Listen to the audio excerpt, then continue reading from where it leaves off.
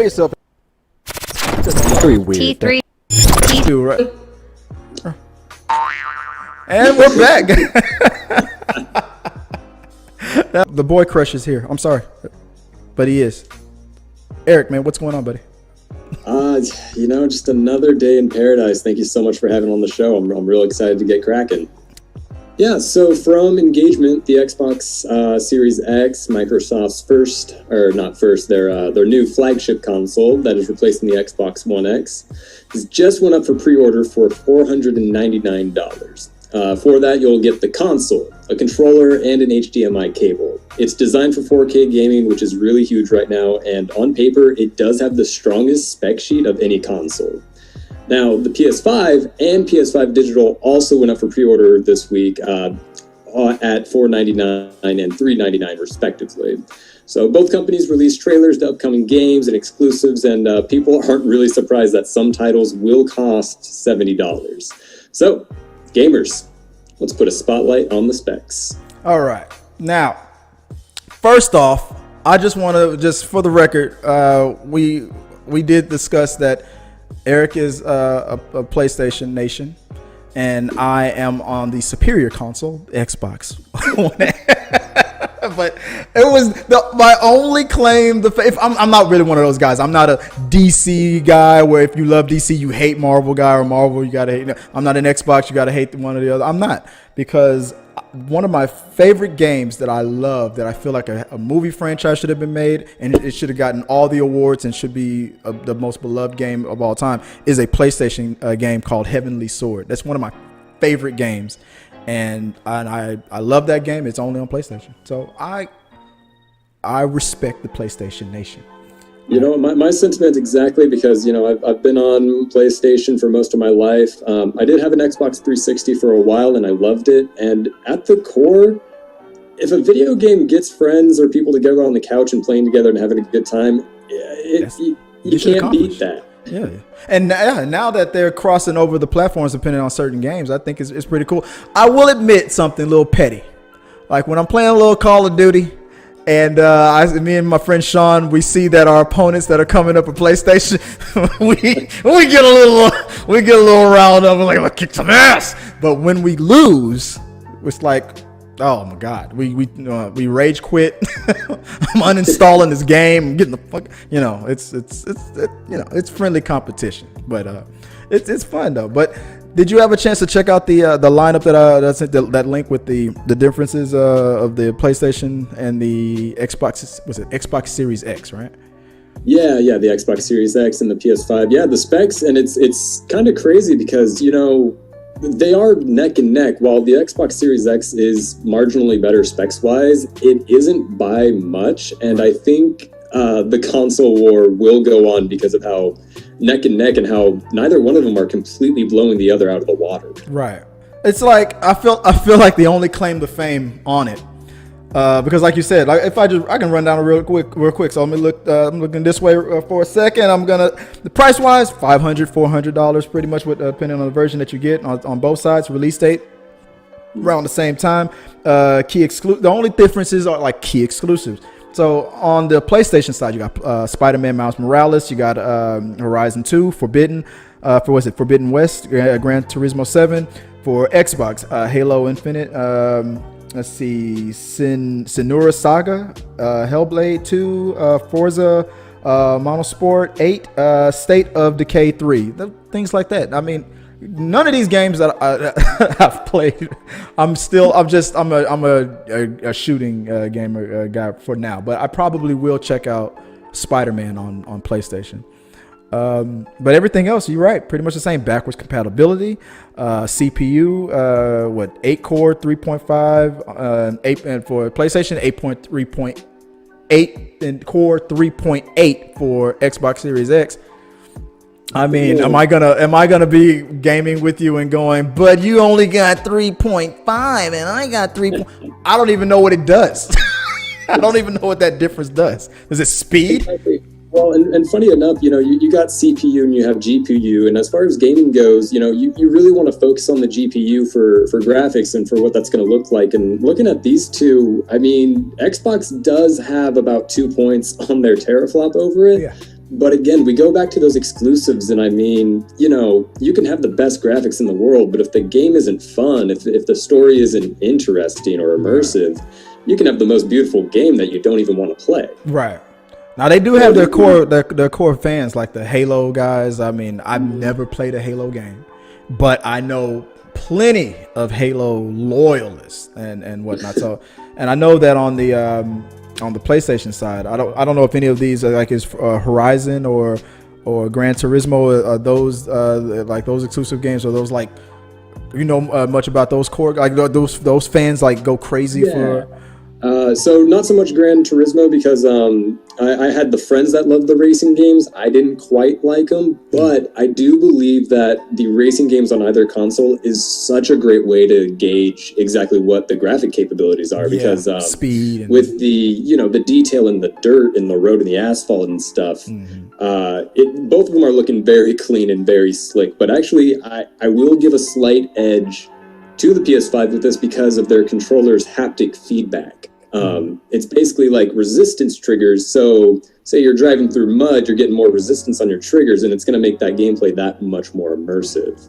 So I'm really excited for that. I can agree with that. I like the only controller that I like for Xbox is that Elite one that like was like $135 for it, and compared to the regular controller, it's far better. It's too damn expensive, but when you use it, you see why. I mean, with everything that damn thing can do, I just love it. So it sucks to me that on Xbox you can get that.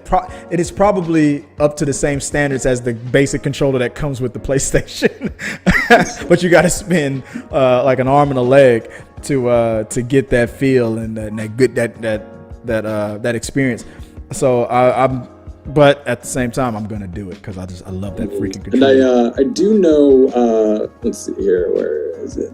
PS5's new exclusive Horizon 2 Forbidden West. I actually, by happenstance, am playing Horizon Zero Dawn right now for the first time. It's a game that came out in 2017. I will admit I'm a late gamer. I got my PS4 like a year and a half to 2 years after it was out, and pretty much the game lag is about the same. I wait about a year until I did the same thing.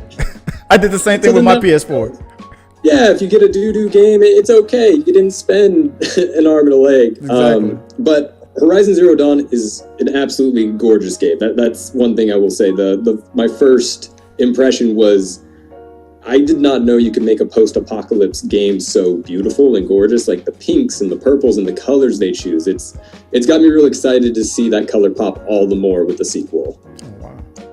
So as far as like graphics wise and whatnot, I'm pretty sure I'm going to be hearing the same thing. Graphics are better on PlayStation, but the storage, I don't know. I mean, you got, I don't know.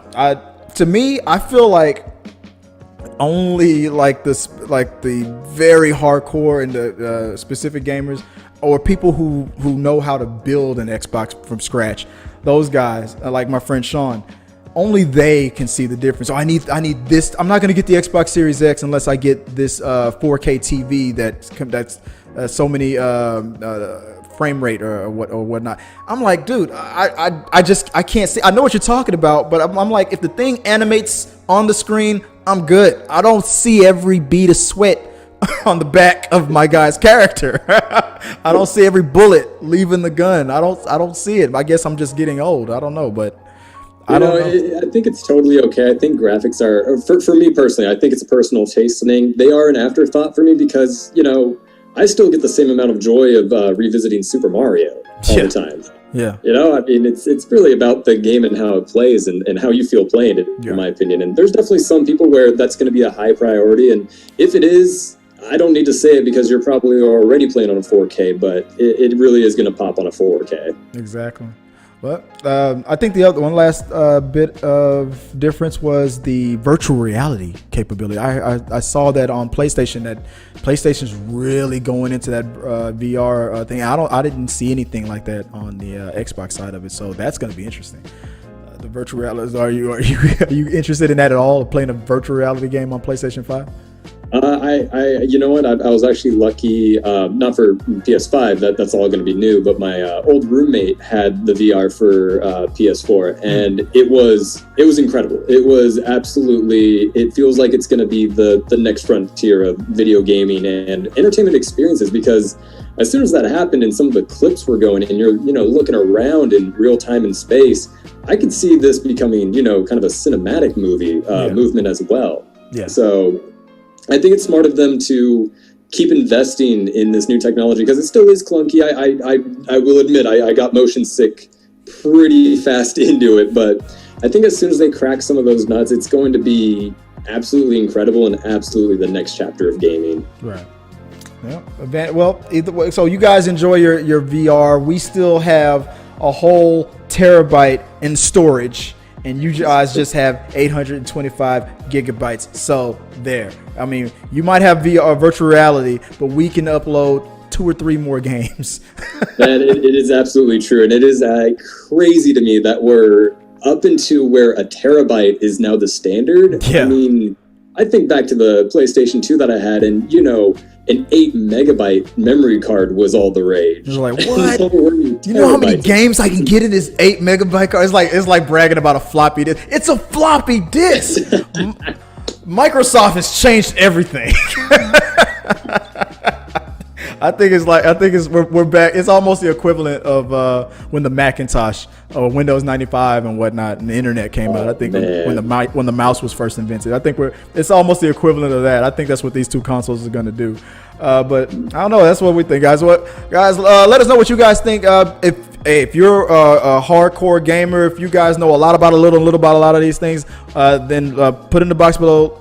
Give us all your feedback. Why is the PlayStation the superior console? It's going to be the one you're going to go for. Why is the Xbox going to be the one you're going to go for? Or if you're going to get both and just totally crush it, and make sure that your wife or girlfriend will totally just be pissed off as Eric and I's girlfriends will probably be at us for after these games sessions start, because after this we're gonna exchange information and we're just gonna be playing, and Joy and Amy will probably kill us.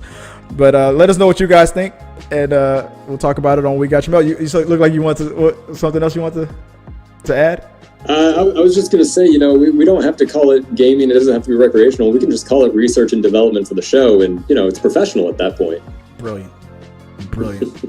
Guys, I think that's it. I think that's the whole show, guys. I think we're just gonna call. No, we still got plenty more to come back with. So I guess if you don't mind, Eric, if you can, I guess do the magic and bring back the one and only Amy Newman back on, so we can close out the show.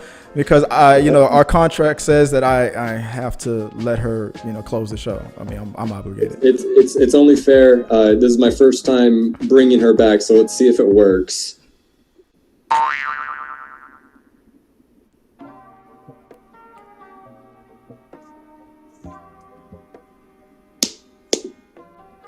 Okay. Oh, all right. That's better. All right.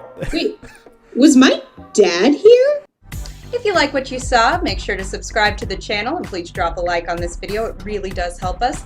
Also, don't forget you can turn on notifications so you don't miss a single review, react, why is that trending, or We Got Your Mail.